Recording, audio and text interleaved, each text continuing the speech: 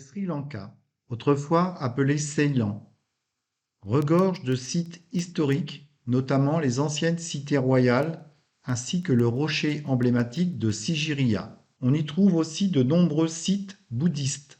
Les collines verdoyantes du pays abritent des plantations de thé pittoresques. Le pays est également réputé pour sa faune et sa cuisine épicée. Le site de Polonnaruwa s'étend sur environ 122 hectares. Il est donc préférable de le faire à vélo.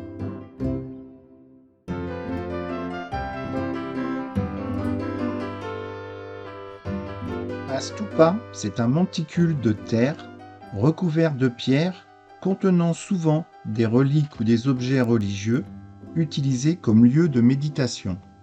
D'origine indienne, caractéristique du bouddhisme. 4 statues de Bouddha, taillées dans le même bloc de granit. Le Bouddha debout fait 7 mètres, le Bouddha couché 14 mètres.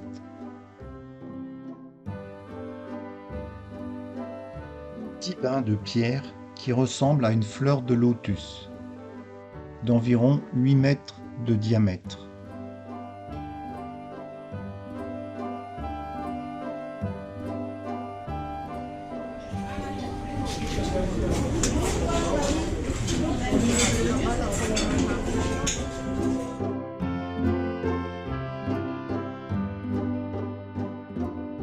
Départ aux aurores, vers 6 heures, pour le rocher de Sigiriya, appelé aussi le rocher du lion. Tout d'abord, nous traversons les jardins et bassins royaux, sur un bon kilomètre, et nous arrivons devant le rocher haut de 370 mètres et de 1200 marches. Sur le sommet, les ruines d'une forteresse datant du 5e siècle, avec la piscine du roi de plus de 100 mètres carrés et de 2 mètres de profondeur. Un panorama à 360 degrés sur la jungle, les lacs et les contreforts montagneux.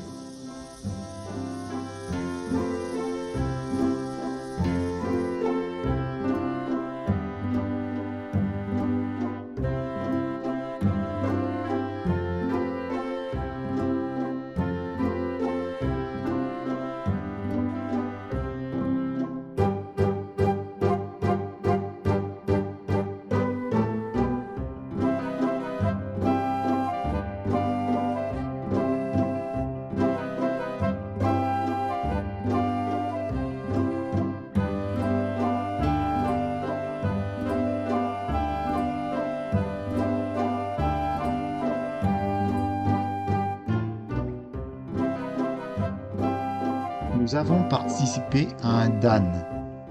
C'est une offrande de nourriture pour les moines bouddhistes. Dans le monde bouddhiste, les dans sont une manière de rendre hommage aux moines pour les conseils spirituels qu'ils offrent.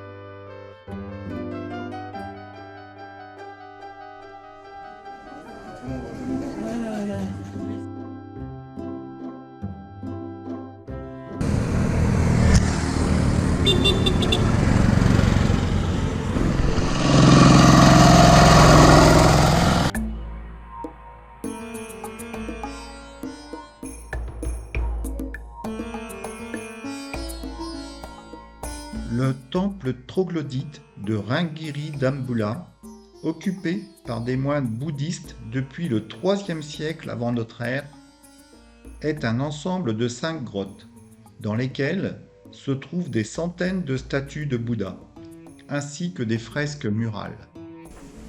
Vous pouvez faire le tour à droite, à gauche. Donc on sort par la porte de l'autre côté à gauche. Regardez, c'est impressionnant. C'est pour cela que c'est classé au patrimoine mondial de l'humanité par l'UNESCO. C'est vraiment quelque chose d'incroyable. C'est chef-d'œuvre, très bien fait. Ça date du XIIe siècle, ce travail-là.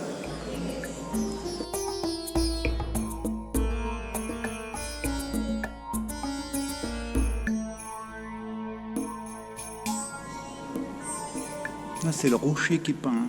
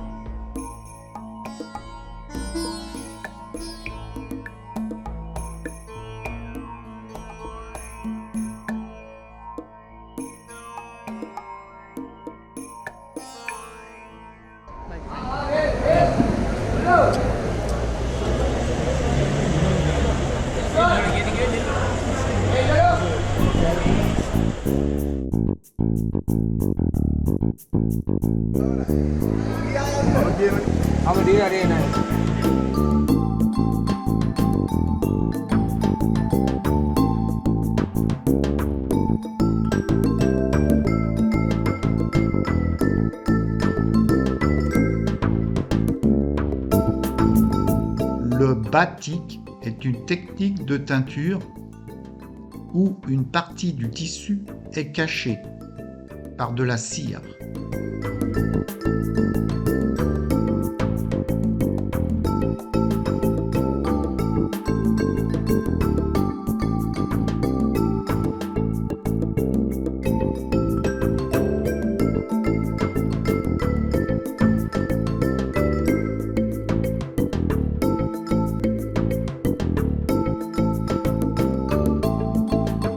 Millennium Elephant Foundation est une organisation caritative créée pour sauver et soigner les éléphants d'Asie en captivité au Sri Lanka. L'éléphant n'a que 6 dents, 2 incisives à croissance continue, les fameuses défenses, et 4 molaires. L'éléphant n'a donc que 6 dents max, sachant que la femelle n'a pas de défense.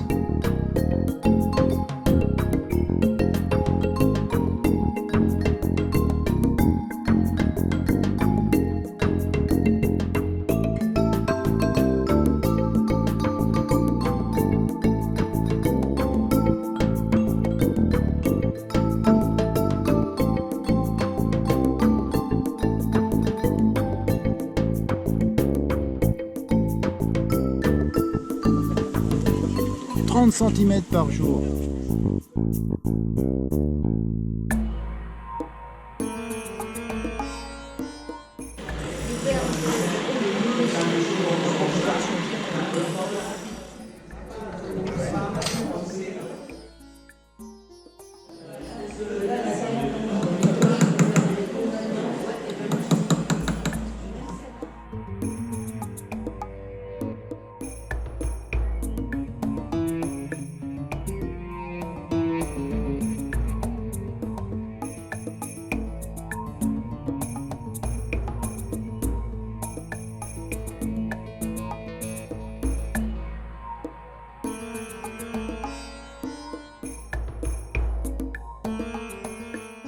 Relique de la dent est abritée dans 7 coffrets d'or, incrustés de pierres précieuses. Ces coffrets sont en forme de stupa. Longeant le superbe bâtiment du sanctuaire principal, nous arrivons dans un deuxième sanctuaire appelé Alut Maligawa.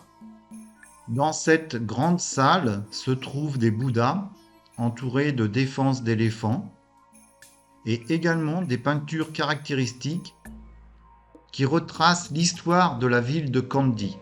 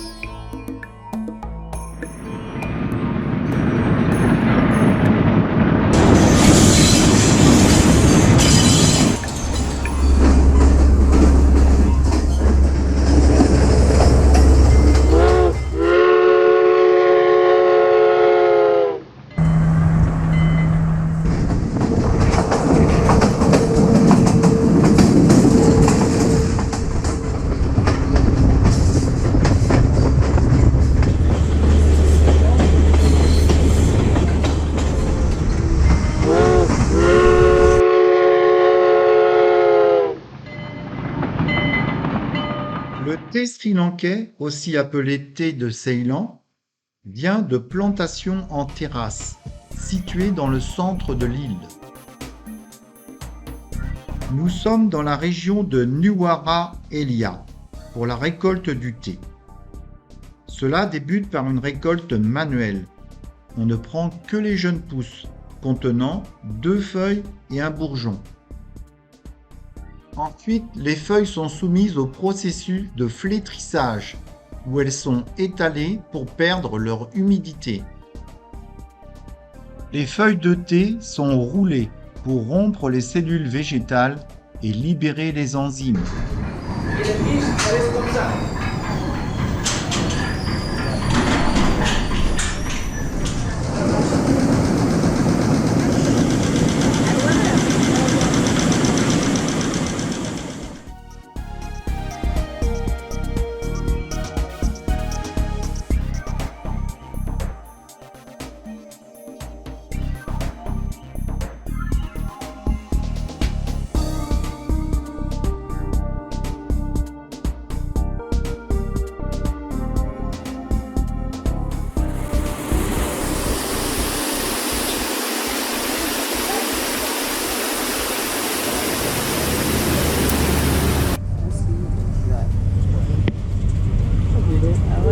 Dans le parc, on verra les buffles d'eau qui sont un peu plus grands que ça et plus foncés couleur.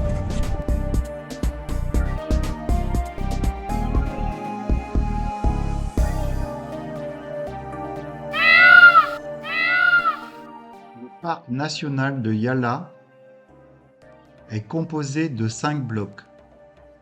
Le parc couvre 979 km². Dans ce parc national, vous pourrez voir des éléphants, peut-être un léopard, peut-être un ours, des singes, des crocodiles, des sangliers, des cerfs, des buffles, des serpents, des mangoustes, des varans, etc. Ainsi que 130 espèces d'oiseaux.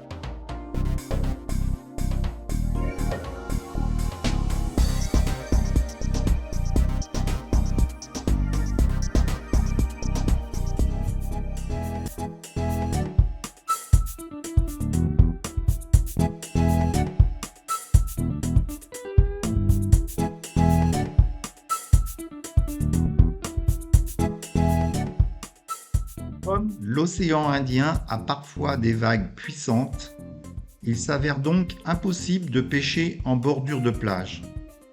Or, c'est là que se trouve le poisson. Aussi, les Sri Lankais ont développé une méthode de pêche aussi étonnante qu'efficace, la pêche sur échasse.